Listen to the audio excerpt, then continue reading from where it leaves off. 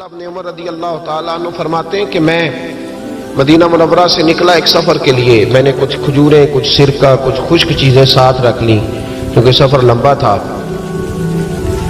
فرماتے ہیں کہ میں ابھی کچھ فاصلہ میں نے مدینے کا طے کیا تو ایک صحرا آیا. دوپہر کا وقت ہو گیا تو میں کھانا کھانے لگا. رمضان کا مہینہ نہیں تھا، محرم سفر کے ایام چل رہے تھے. میری باتیں سمجھ تو آ رہی ہے نا آپ حضرات کو؟ سب کو آ رہی ہے؟ اللہ آپ کو جزا عطا فرمائے. کہتے میں دوپہر کے کھانے کے لیے وہاں رکا. میں نے وہ کھجوریں نکالی، سرکہ نکالا، کھانے لگا تو ایک چرواہا بکریاں چراتا چراتا آ گیا. وہ نوجوان تھا، اس کے چہرے پر میں نے بڑی روشنی دیکھی. غریب آدمی تھا، بکریاں چراتا تھا. ہم لوگ بھی جب کھانا کھانے بیٹھتے ہیں تو کوئی آ جاتا ہے تو اس کو دعوت دیتے ہیں، بھئی آ جا تو بھی کھانا کھا لے. کہتے میں نے اسے کہا کہ میاں آ جا روٹی کھا لو. کہنے لگا نہیں، اللہ آپ کو جزا دے. میرا دل چاہتا تھا کہ کوئی میرے ساتھ کھا لے. اللہ کے بندوں کی خواہش ہوتی ہے نا کوئی مہمان مل جائے. فرماتے میں نے دوبارہ کہا بھئی آ جاؤ کھا لو. کہنے لگا نہیں حضور اللہ آپ کو جزا دے. میں نے دوبارہ تیسری دفعہ اصرار کیا، میاں تھوڑی سی کھا لے. کہنے لگا حضور اصرار نہ کریں، میں نے روزہ رکھا ہوا ہے. آج مزدور جو ہے نا ان سب نے رٹا لگا کے یہ سبق یاد کیا ہے کہ میں چونکہ محنت کرتا ہوں تو میں نام بھی رکھوں تو خیر ہے. رمضان کے روزے بھی مزدور چھوڑ دیتے ہیں. اللہ کسی شخص پر وہ بوجھ نہیں ڈالتا جو وہ اٹھا نہ سکے. رب بندوں سے پیار کرتے، اسے پتا تھا انہوں نے مزدوریاں کرنی ہیں. مزدور روزہ رکھ کے دیکھے، وہ دیکھے اسے کچھ بھی نہیں ہوگا. حضور نے تو کہا صوم تصحو، تم روزہ رکھو اللہ تمہاری صحت میں اضافہ کر دے گا. یہ تو تندرستی والا کام ہے. کہنے لگا حضور روزہ رکھا ہوا ہے. حضرت عبداللہ ابن عمر رضی اللہ تعالیٰ عنہ کہتے ہیں میرے دل میں خیال آیا پتہ کروں کہ صرف روزے دار ہے کہ نیک بھی ہے. صرف روزے دار ہے کہ نیک بھی ہے، صرف نمازی ہے کہ نیک بھی ہے، صرف حاجی ہے کہ اللہ سے بھی ڈرتا ہے. ذرا دیکھوں تو صحیح، آزماؤں. آپ فرماتے میں اٹھ کے قریب گیا، کھانا میں نے کھا لیا تو بکریاں تھیں اس کے پاس. 300-400 بکری چرا رہا تھا. تو ایک بکری کی پشت پہ میں نے ہاتھ پھیرا. میں نے کہا بیچو گے؟ بیچو گے بکری؟ کہنے لگا حضور میں چرواہا ہوں، دیہڑی پہ کام کرتا ہوں، مزدوری لیتا ہوں، ان کا مالک تو کوئی اور ہے. تو آپ فرماتے میں تو پہلے دیکھنا چاہتا تھا کہ نیک بھی ہے کہ نہیں. تو میں نے اس سے کہا کہ بکریوں کے مالک سے کہہ دینا ایک بکری بھیڑیا لے گیا ہے، کہہ دینا مالک سے. تو آپ فرماتے جب میں نے اسے دیکھا نا تو غریب تھا، پھٹے ہوئے کپڑے تھے. دامان توکل کی یہ خوبی ہے کہ اس پر پیوند لگے ہوتے ہیں پر دھبے نہیں ہوتے. آپ فرماتے ہیں کہ میں نے کہا کہ کہنا کہ بھیڑیا لے گیا تھا. فرماتے ہیں کہ اس کا میں نے چہرہ دیکھا تو داڑھی پر ریت پڑی ہوئی تھی، سر پہ ریت تھی، کپڑے پرانے تھے، مکان بھی کچا ہوگا لیکن اس کے نظریات اتنے پختہ، باتوں میں اتنا اثر. فرماتے اس نے غور سے میرا چہرہ دیکھا اور پھر اس نے بکریوں کو چھڑی ماری اور بکریاں چلنے لگیں. وہ میں نے کہا میرے سوال کا جواب نہیں دیا. تو کہنے لگا حضور میں بکریوں کے مالک کو تو کہہ دوں گا بھیڑیا لے گیا ہے، اور جب کائنات کا مالک پوچھے گا تو پھر کیا جواب دوں گا؟ جب عرش کا مالک پوچھے گا تو پھر کیا جواب دوں گا؟ اللہ بھی تو پوچھے گا نا، تو اللہ کو کیا بتاؤں گا؟ حضرت عبداللہ ابن عمر رضی اللہ ایک تقریر ہوتی ہے، میں لچھے دار خطاب کروں گا، میں بڑا زبردست اثر ڈالوں گا. آپ او بھائی زیادہ انقلاب تو عمل سے آتا ہے، زیادہ انقلاب تو عمل سے آتا ہے، زیادہ تو 2 منٹ میں لوگ انقلاب. حضرت عبداللہ ابن عمر کہتے ہیں اس نے کوئی تقریر نہیں کری. تقریر بھی اثر کرتی ہے، اس کا بھی فائدہ ہوتا ہے، یہ بھی دل صاف کر جاتی ہے، اس میں شک نہیں. لیکن جو عمل کے ساتھ تاثیر ہوتی ہے اس کا تو حسن ہی نرالا ہے. بات جو دل سے نکلتی ہے اثر رکھتی، پر نہیں طاقت پرواز مگر رکھتی ہے. تو کہتے وہ ایک جملہ اس نے کہا کہ اللہ پوچھے گا تو کیا جواب دوں گا. تو آپ فرماتے ہیں میں کانپنے لگا. حضرت عبداللہ ابن عمر، اور یہ وہ شخص ہے جن کو نبی پاک نے کہا رجل صالح. عبداللہ بن عمر نیک آدمی ہے، حضور نے کہا نیک آدمی ہے. حضرت عبداللہ ابن عمر کہتے ہیں میرے وجود کے رونگٹے کھڑے ہو گئے. میں سفر پر نہیں گیا بلکہ میں وہیں سے واپس ہو لیا اور میں سیدھا اس شخص کے میں نے مالک کا پتہ کیا کس کی بکریاں چراتا ہے. فرماتے ہیں میں نے معلومات کر کے پہلے وہ غلام خریدا، پھر وہ 400 کے لگ بھگ بکریاں خریدی، پھر میں نے اسے بلا کے وہ بکریاں تحفے میں دی. تو مجھے کہنے لگا یہ کیا ہے؟ تو میں نے کہا تو نے قرآن نہیں پڑھا؟ اللہ سورہ طلاق میں فرماتا ہے کہ تم مجھ سے ڈر جاؤ، میں ہر مشکل سے نکلنے کا تمہیں راستہ دے دوں گا، وَيَرْزُقْهُ مِنْ حَيْثُ لَا يَحْتَسِبُ، اور تمہیں وہاں سے روزی دوں گا جہاں سے تمہارا کبھی گمان بھی نہیں گیا ہوگا۔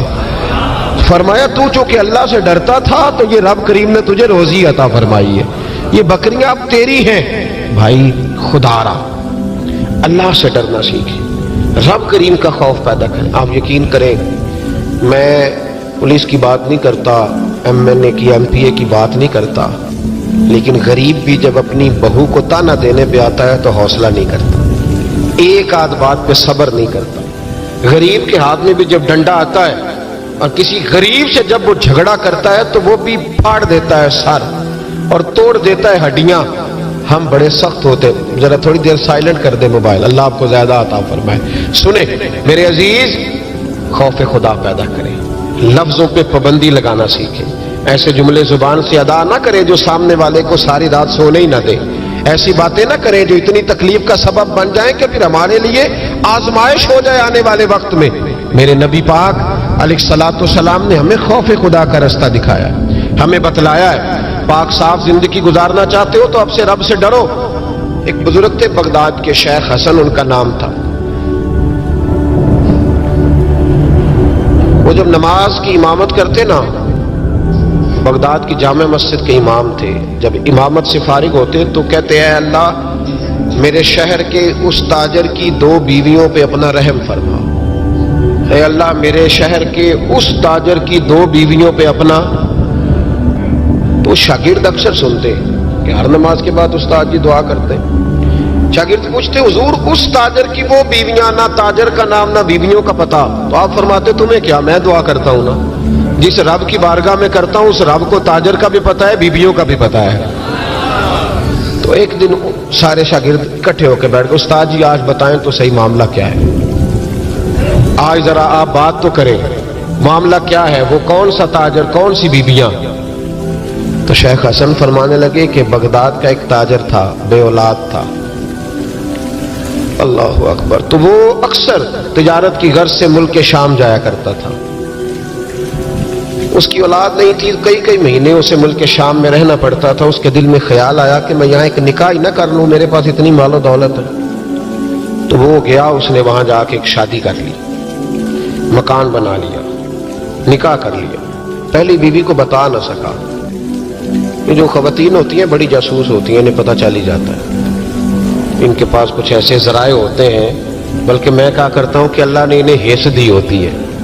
یہ وہ جب مشین بنی تھی نا جھوٹ پکڑنے والی، تو اس وقت ایک بڑے دانشور نے کہا تھا، اس نے کہا تھا یہ غلط کیا گورنمنٹ نے مشین بنائی ہے جھوٹ پکڑنے، خاوند کا جھوٹ پکڑنا تھا تو اس کی بیوی سے بات کر لیتے، وہ فٹافٹ پکڑ لیتی ہے، اس کو پتہ ہوتا ہے کہ معاملہ کیا ہے، خاوند کو بھی پتہ ہوتا ہے۔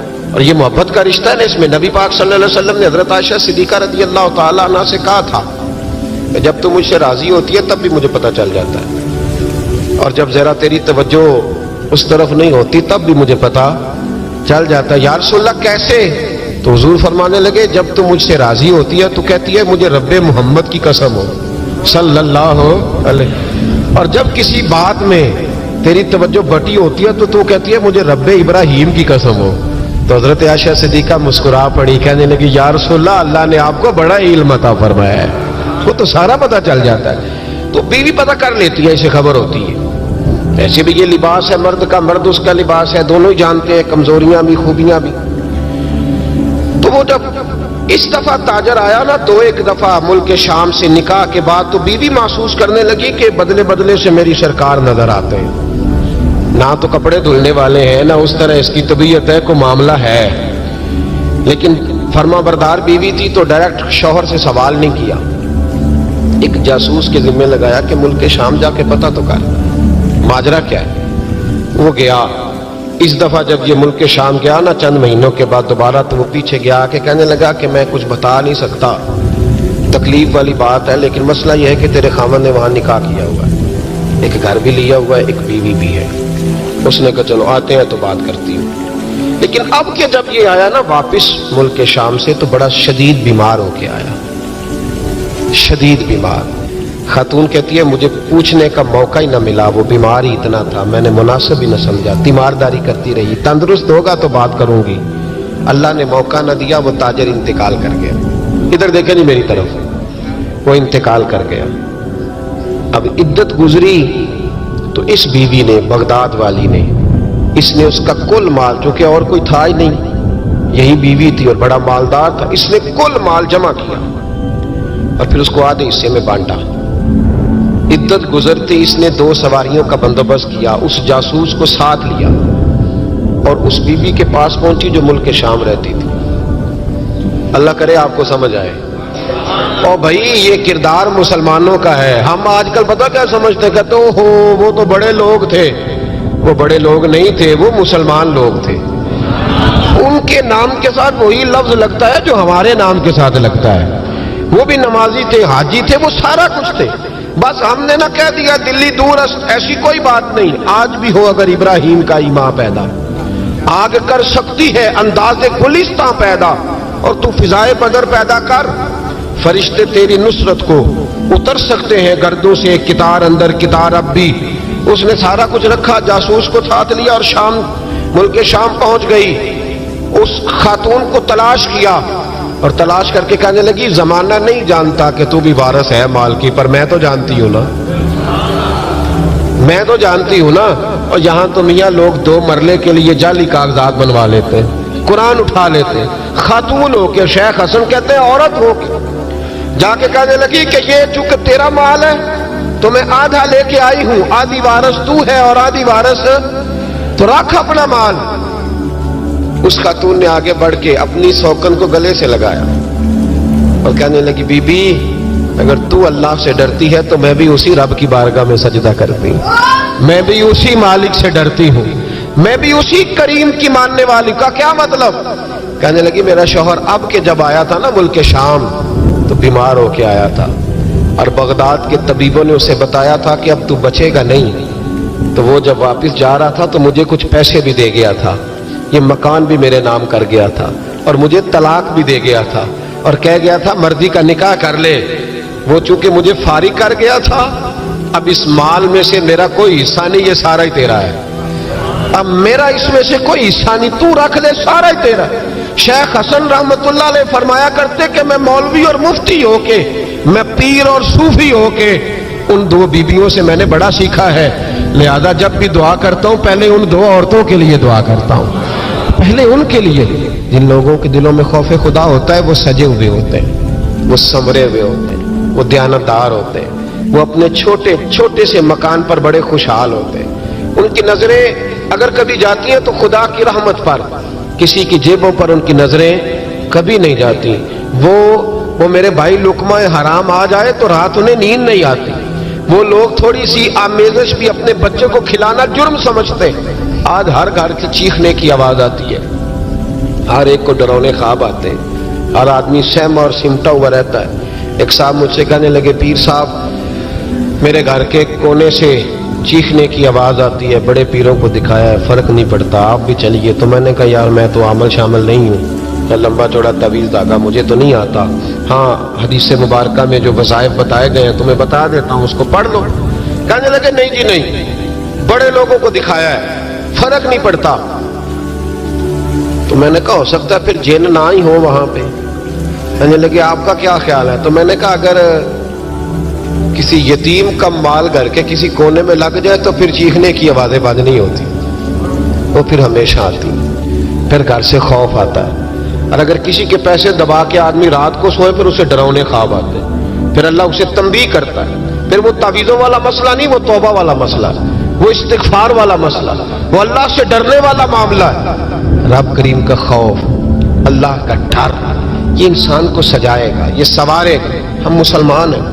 हर दूसरा लफ्ज हमारा ये होता है कि हमारा रब हमें देख रहा है। हर दूसरा लफ्ज ये होता है कि मर जाना है, वक्त आने वाला है। हर दूसरा जुमला ये होता है कि क़यामत में अल्लाह हिसाब किताब करेगा। तो भाई जब हर दूसरे फिक्रे पे ये बात बोलते हो तो फिर बदलना कब है? फिर सच कब बोलना है? फिर दयानतदारी कब करनी है?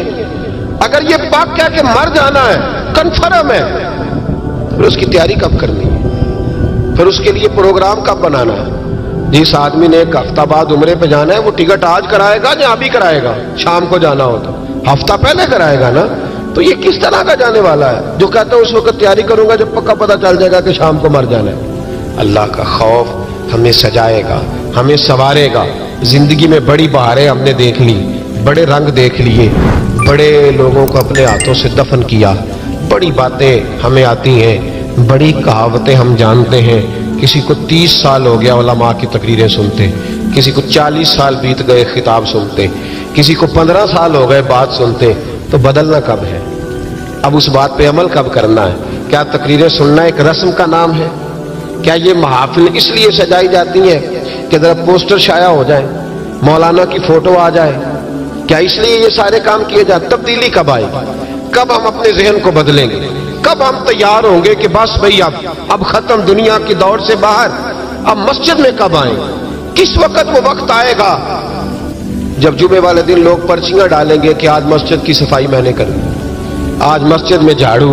وہ وقت کب آئے گا جب نبی پاک صلی اللہ علیہ وسلم نے کہا تھا کہ تمہیں پہلی رکعت، ادھر دیکھو میری طرف، کیا معاذ اللہ تعالی ہم ان باتوں کا بھی اس کان سے سن کے ساری زندگی دوسرے کان سے نکالتے رہیں گے؟ کیا رسول پاک علیہ السلام سے ہمارا اس طرح کا رشتہ ہے کہ بات سنی اور ٹال دی؟ کیا اسی طرح زندگی گزاریں گے؟ وہ وقت کب آئے گا جب نبی پاک علیہ السلام نے فرمایا تھا کہ اگر تمہیں پہلی صف کے ثواب کا پتہ چلے تو تم قرآن اندازی کرو؟ کب قرآن اندازی ہوگی؟ کب؟ یا موٹر سائیکل کی قرآن اندازی میں تو 50,000 کا مجمع ہو جاتا ہے. یہاں محفل، اب تو اللہ تعالیٰ محفل والوں کو توفیق ہدایت عطا کرے، وہ عمرے کے ٹکٹ کے لیے لوگوں کو باندھ کے رکھ دیں. وہ میں کہتا ہوں بس کرو یار، ٹکٹ دینا ہے تو اپنے امام مسجد کو دے دو چپ کر کے، کسی غریب کو دے دو، عمرہ کار آئے. اب عمرے کے ٹکٹ کے لیے لوگوں کو بٹھاؤ گے محفل میں، جس نے آنا وہ خدا کے لیے آئے یا محمد مصطفیٰ کے لیے آئے. خبردار کسی اور لالچ کے لیے کوئی نہ آئے. یہ تو خیر کا کام ہے، یہ تو چپ کر کے دینا چاہیے. اور بھائی کب قرآن اندازی کریں گے؟ حضور علیہ السلام نے فرمایا تمہیں پتہ چلے جمعے والے دن پہلے آنے کا ثواب کیا ہے، تم قرآن اندازی کرو. کب قرآن اندازی ہوگی؟ کب؟ رسم سمجھ لیا ان سب باتوں کو؟ بس ٹھیک ہے، ایک بڑا زبردست آج میں نے خطاب سنا جی 1.25 گھنٹہ، پھر کیا اثر ہوا اس کا؟ کیا رزلٹ نکلا؟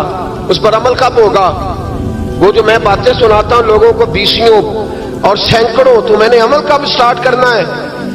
جنہوں نے نبی پاک سے سنا تھا انہوں نے عمل کیا تھا، انہوں نے سنا تھا انہوں نے. ادھر دیکھو حضرت عمر کا وہ دور تھا کہ آپ کی ایک لونڈی کلمہ پڑھ گئی تو ابھی آپ مسلمان نہیں ہوئے تھے، تو وہ لونڈی کہتی ہے کہ مجھے الٹا لٹکا کے جناب عمر مارتے تھے، اور اتنا مارتے تھے کہ تھک جاتے تھے تو پانی منگواتے تھے. اور جناب عمر وہ شخص تھے کسی کی جرت نہیں تھی کہ بات کریں، لیکن بس پھر بدل گئے عمر، پھر اللہ کا خوف آ گیا. پھر جو شخص کبھی نہیں رویا تھا وہ بات بات پہ رونے لگا، جو کسی کے آگے نہیں جھکا تھا وہ چھوٹے چھوٹے لوگوں سے معافیاں مانگنے لگا. بدل گئے نا، اللہ کا خوف آ گیا نا. اب وہ اکڑی ہوئی گردن نہیں رہی.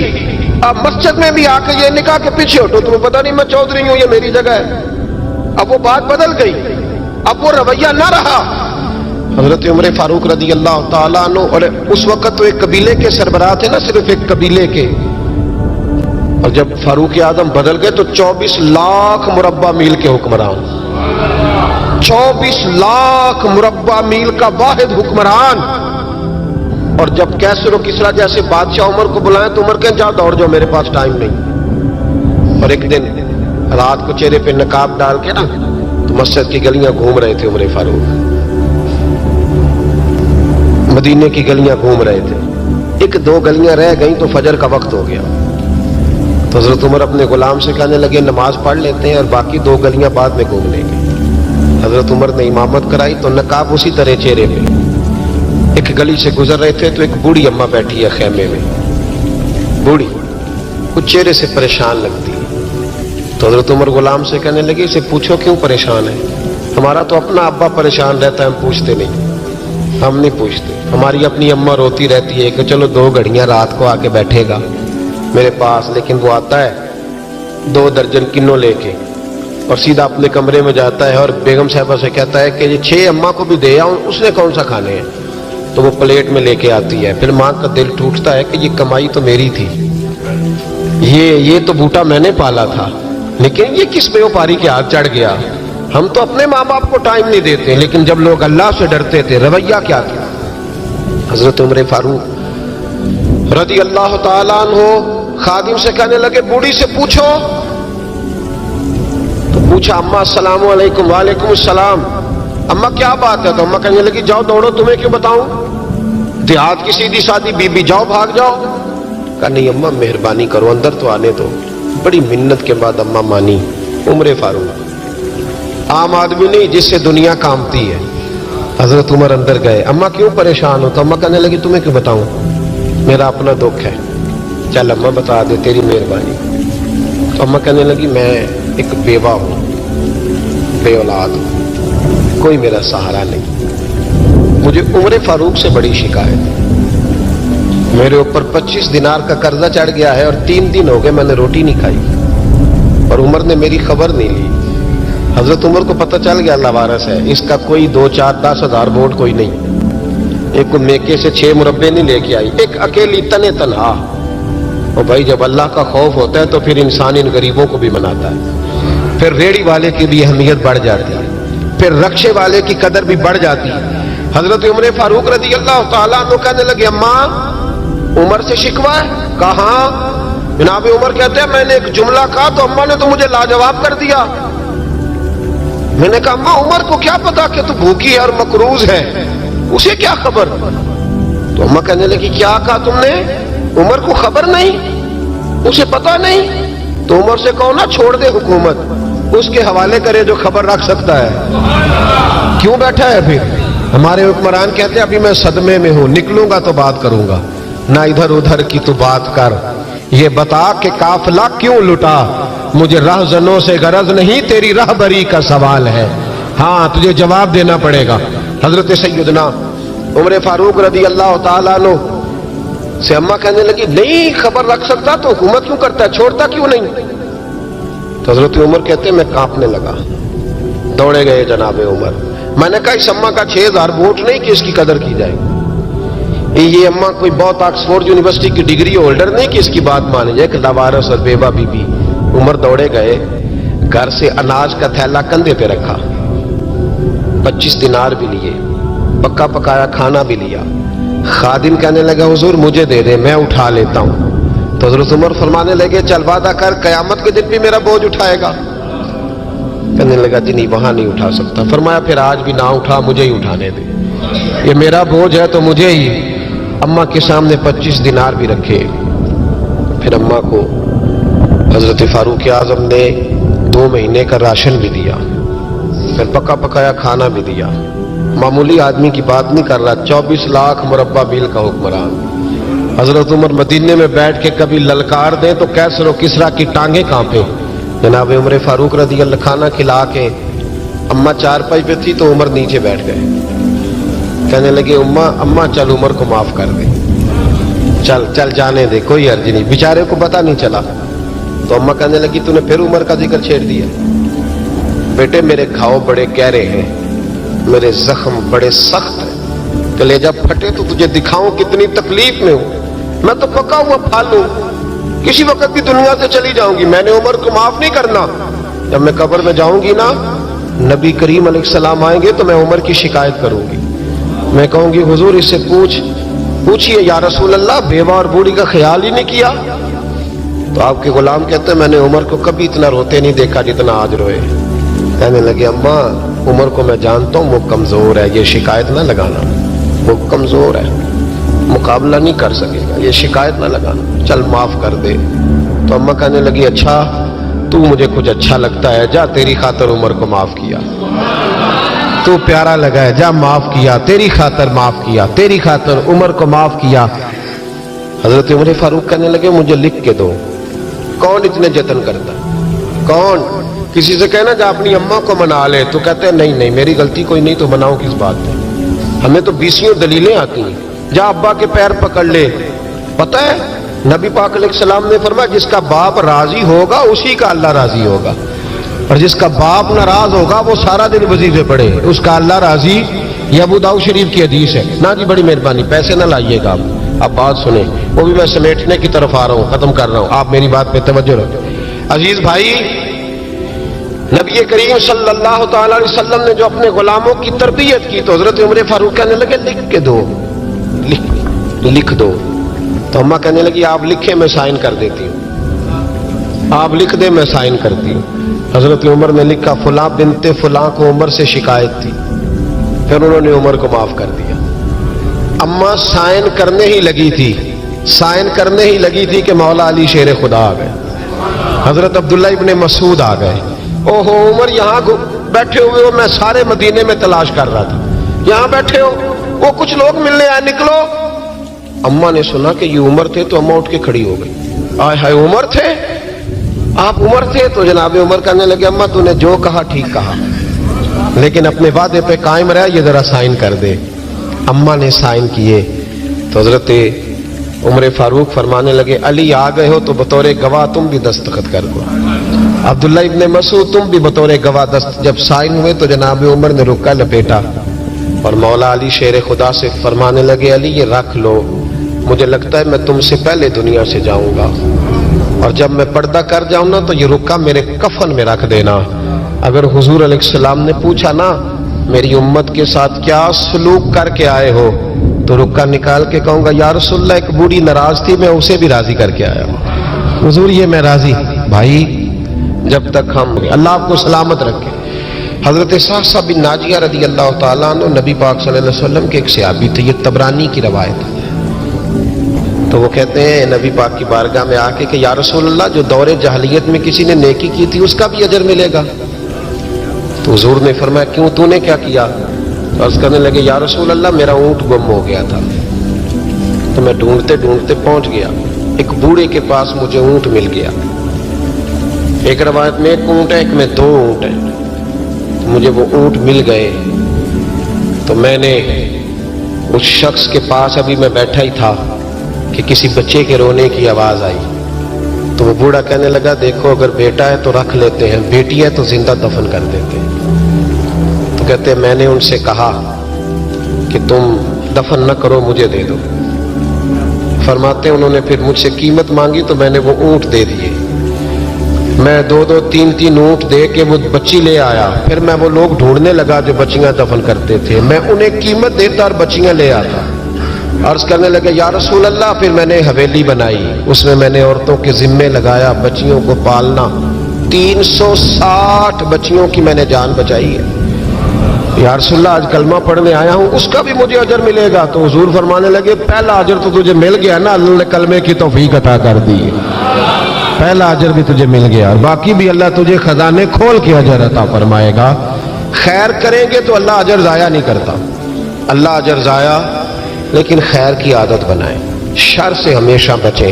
اللہ ہمیں توفیق عطا فرمائے. اللہم صلی علی سیدنا و مولانا محمد معدن الجود والکرم وعلیہ وبارک وسلم. اللہ ہمارا یہاں حاضر ہونا قبول فرما، ہمارے گناہوں کو معاف فرما، ہماری غلطیوں سے درگزر فرما، علم نافع کی توفیق عطا فرما، عمل صالح کی توفیق عطا فرما. اے مالک کریم مسجدوں کی رونق کو دوبالا فرما، گناہ کے اڈوں کو برباد فرما. مالک کریم نیکی کرنے اور نیکی پھیلانے کا ذریعہ بننے کی توفیق عطا فرما.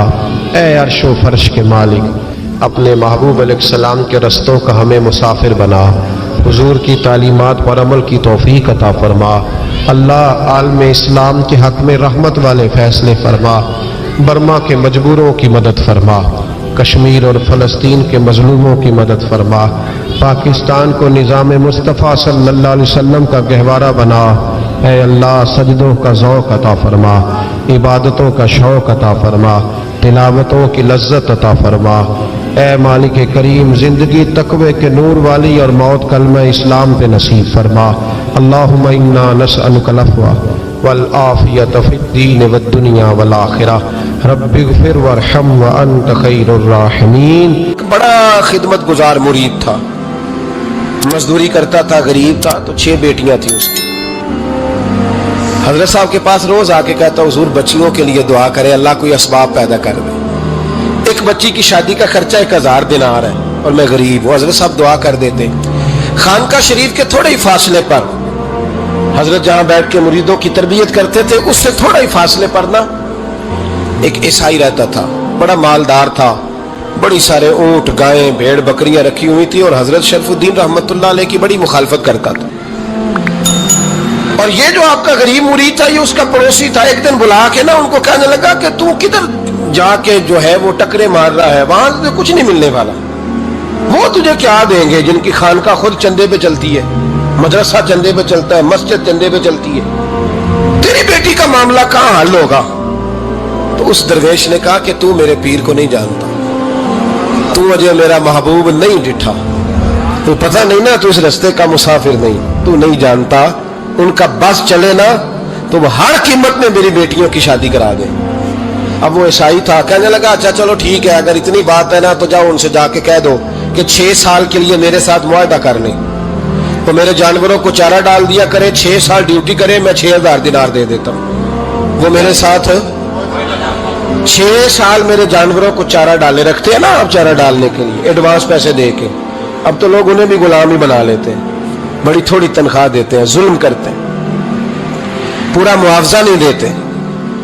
हजरत शेख शरफुद्दीन